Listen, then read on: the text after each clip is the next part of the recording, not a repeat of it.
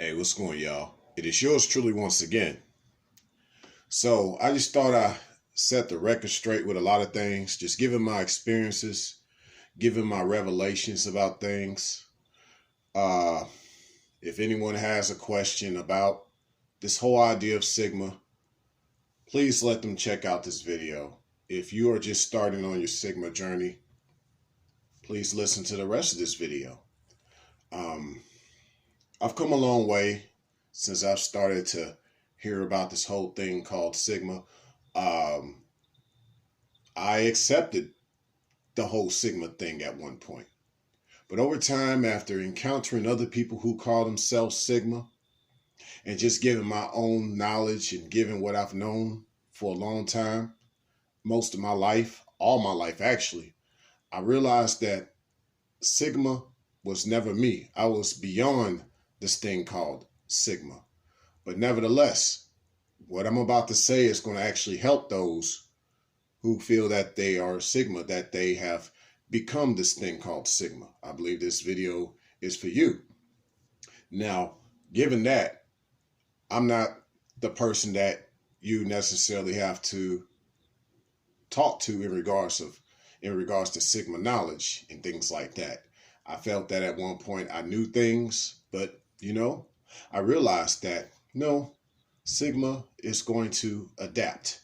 That's what it's going to do, because it brings up other things that support my statement. One thing I will say going forward, as I have said in videos before, this is one of my last videos that I will do with the word Sigma attached to it. Just anything in regards to Sigma.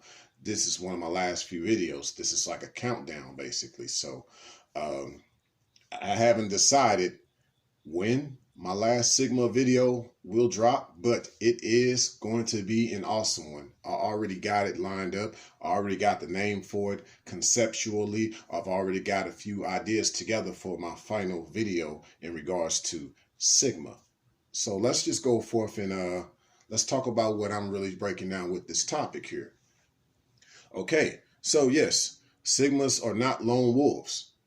They may think and try to behave as one, just given that they feel solitary, but just the fact that most have become this way. You weren't solitary by nature. You were solitary by nurture. So what animal is solitary by nurture? Animals that are strays, animals that are feral. So when I say stray, don't feel disrespected. It's all good.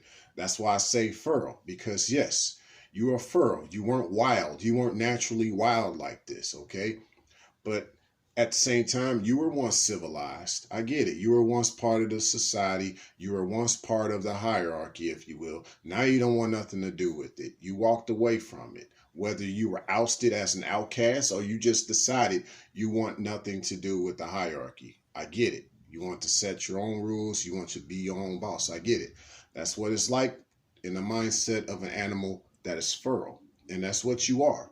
So all I would say to you is just know what you're doing out there, because being feral isn't for everybody. And you can't necessarily be feral alone. So you'll have, at most I say cats are very good at being solitary, because cats are actually solitary by nature. They're not solitary by nurture. You put a pet cat outside, like a cat that's truly not been fully domesticated, it will resort back to a life of living outside. But true house cats are true house cats. They stay inside. They get scared when they go outside.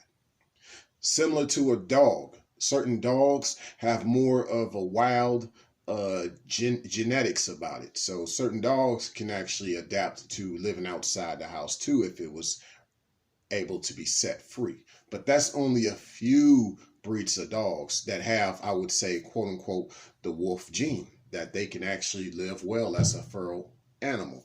But see, even with all that said, all those strays, like the cats and even the dogs, like, yes, even the cats, even though the cats are actually solitary by nurture, but I realized I mean, they're solitary by nature. The cats are, but even amongst most house cats, I've realized you look out, they have a hierarchy. Even the cats do. Yes, these cats, they are solitary by nature, like a lot of their big cat counterparts. But the domesticated cats, even those cats, even though they are solitary, it is still by nurture for the most part. Just because I've noticed even domesticated cats have a hierarchy.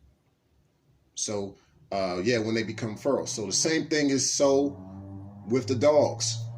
One dog can't live out there by himself, not for too long. He needs to be around other dogs.